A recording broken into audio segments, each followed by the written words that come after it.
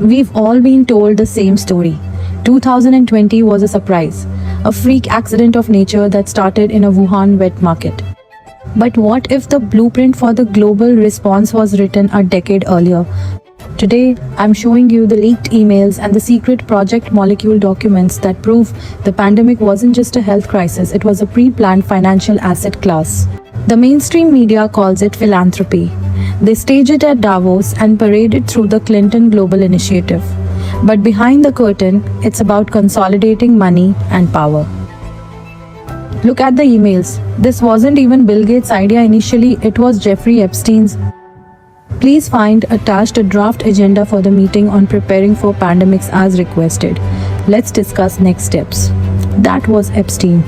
He wasn't just a guest, he was directing the formation of Project Molecule. Project Molecule was the code name for a massive financial structure we now know as the Global Health Investment Fund, a partnership between JP Morgan and the Gates Foundation designed to operate through offshore structures with total donor anonymity. Why the secrecy? Because they weren't just practicing medicine, they were architecting a way to militarize public health. Epstein was the connector, bringing in Middle Eastern sovereign wealth that Gates couldn't reach alone. Now, here is where it gets chilling. To sell this $100 billion fund, they built a simulation. And as you're about to see, this practice run looked exactly like 2020, right down to the market closures. The simulation didn't focus on the body count, it focused on the markets.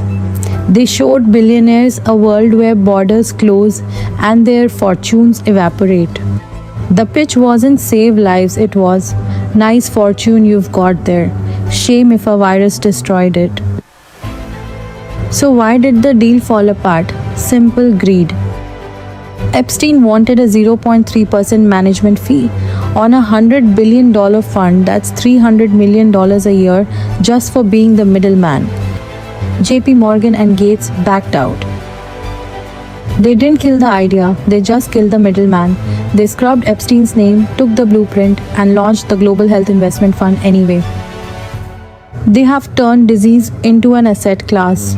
Bill Gates stated in an interview a decade ago that population growth should be reduced. This is a very important question to get right because it was absolutely key for me. When our foundation first started up, it was focused on reproductive health. That was the main thing we did because I thought, population growth in poor countries is the biggest problem they face. You've got to help mothers who want to limit family size have the tools and education to do that. And I thought that's the only thing that really counts. Well, then I came across articles that showed that the key thing you can do to reduce population growth is actually improve health. And that sounds paradoxical. You think, okay, better health means more kids, not less kids. Well, in fact, what parents are doing is they're trying to have 2 kids survive to adulthood to take care of them. And so the more disease burden there is, the more kids they have to have that high probability.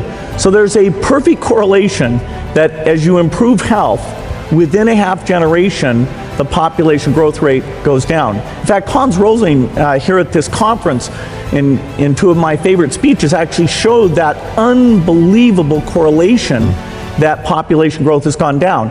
Today, where is there high population growth? It's in the places with the worst health conditions, northern Nigeria, northern India, and so the 2 problems go exactly hand in hand. Somehow this proves he is a mastermind who used COVID-19 to achieve that goal. Are they protecting your life or are they protecting their portfolios?